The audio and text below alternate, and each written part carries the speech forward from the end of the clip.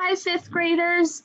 We are here with lesson 3 with our first unit for art this year, okay? Our next 2 videos, okay, are going to be a little bit shorter, okay, but there is going to be lots for you to do. So what we're going to do is we're going to do some examples, go over the instructions. Then the video will be over, but you will still have some artwork to get to work on. So our objectives, and remember, as always, your objectives for the lesson are also on the PowerPoint where you found your video, okay? So let's read this together. 5th grade art for lesson 3. At the end of the lesson, you will be able to use your new line and shape vocabulary to describe another artist's work, okay? So think back all the way to a couple weeks ago. We started with those silly contour line drawings. Since then, we've learned a lot, okay? We're gonna look at some things in a few minutes and talk about what we see.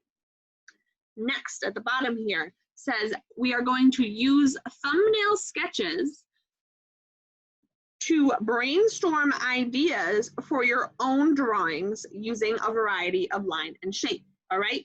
And of course, you see that thumbnail sketches there is underlined, and that means that some of us might not know what that means, but we're going to talk about it and learn about it and have a good time, okay? So, first things first, looking at another artist's work, okay? It can be challenging to kind of find the words to describe what you see sometimes, but it can also be fun to see what other people have created, okay? We're going to go to a share screen here so that you will see what we're up to. All right, that should have worked. So it says here, we have Detective Pikachu here with us today, and he's talking about visual thinking strategies. You are now an art detective. The only rule is that there are no wrong answers. So when we look at this artwork in a minute, I want you to think, what do you see here? What's going on in the picture? Why do you think this? All right. So, of course, since we're not in the classroom together, we won't be able to call on you, but I'm going to give you time with each picture, and I want you to think to yourself, okay, how would you respond to the questions I'm asking? Okay. Our first one, we're going to look at art detectives. It says compare and contrast here. So use that as you think about what do you see here? The shapes and the colors might stick out to us first. The colors are very bright, so that might be what sticks out to us first.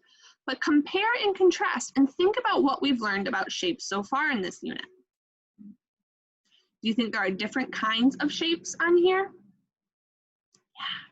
We've got geometric on this side, okay? And we have organic on this side. Remember, our geometric shapes, straight and serious, okay? And our organic ones, those are the ones that are funky and freeform. We can't always give them a name. We often find them in nature. And what do we see here in this picture? Right? Okay. So what is going on in this picture? Why do you think an artist made a picture like that with just squares? There's no right or wrong answer to that, okay? So take your time to think about that for yourself. Okay, art detectives, we're gonna move on to our next example in just a second. Again, it says compare and contrast. So I'm gonna ask you, art detectives, what is going on in this picture? In both of these pictures, I mean. Do those look like places you would find right next to each other usually? Probably not. What does this one look like? This one is a city, okay? It looks a little bigger than our city that we live in, but there are tall buildings, okay, and a big bridge. What do you see over here in this picture? What does it look like? It's kind of funky, right? It looks like maybe something from outside. We see dark to light colors. We see different shapes. Do you think you could give that shape a name? Probably not, right? Because it is an organic shape, okay? This picture looks like it might have been inspired by mountains or something in nature. So again, our organic shapes, things that we can't always name and things we see in nature. On the other side here, what do we see? Straight and serious, right? Those tall buildings, we see lots of rectangles, lots of squares, pointy triangles. Those are geometric shapes. What about, look at this city picture as a whole. Look at the whole thing. Don't just look at the geometric shapes. Did the artist use any organic shapes in there as well? Or maybe organic inspired lines? Can you find any? They definitely did, right? Because look in the water here, okay? Is that a straight line? No, it's a wiggly line, right? The water is part of nature. The water is something that's moving. It's freeform. So this is a beautiful picture that uses both organic and geometric shapes and lines together. And that's something we're going to talk about together in a minute. All right. Our next one. This is by an artist named Wasily Kandinsky. And he was really cool because he would listen to music while he drew, and he would get his ideas from the music. That might be something you want to try later also. So what is going on in this picture?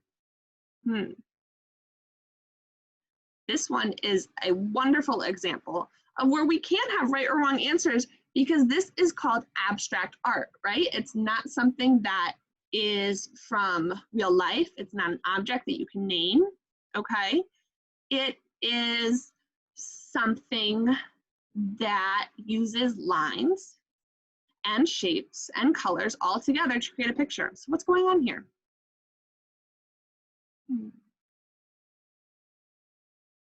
Do they use a positive and negative space as well? Think about it. Remember positive, negative shape, that's when we talked about the dark and the light balancing each other out to show where space is being filled up and where there is no space. There's lots of dark colors and also light colors in here. So we definitely see some positive space and negative space inside the circle. Awesome. Okay. So my wonderful 5th grade artist, we're going to click stop share. All right, 5th graders. So you've got to check out artwork from different artists and use those art detective skills to see what you can find using things you've learned about organic shapes, geometric shapes, positive and negative space, all that fun stuff. Grab a piece of paper, something to write with. When you're ready, I would like you to set up your page like this, okay? As you can see, it doesn't matter how many squares you have on your paper, okay? You need to have at least 8, anywhere from 10, okay? This is what's called thumbnail sketches, okay? So make sure you got room for your name and your date because this is still school, my pals. All right, you want to have your squares spaced apart just a little bit, all right? They don't have to be the same size. They don't have to be the same shape. And they can be a little scratchy like this. They don't need to be perfect, okay? And if you've never done thumbnail sketches before, okay, here's what you need to know, okay? Similarly to our art detective work that we just did, there's no wrong answer. Your job in a minute, I'm going to give you some instructions. Any idea that comes to your mind, I want you to draw it, write it down, okay? If you don't like your idea, guess what? You have 8 or more boxes left, okay? So you're brainstorming in each box to answer the questions I'm about to give you, all right? So our questions are, gotta go back to share screen.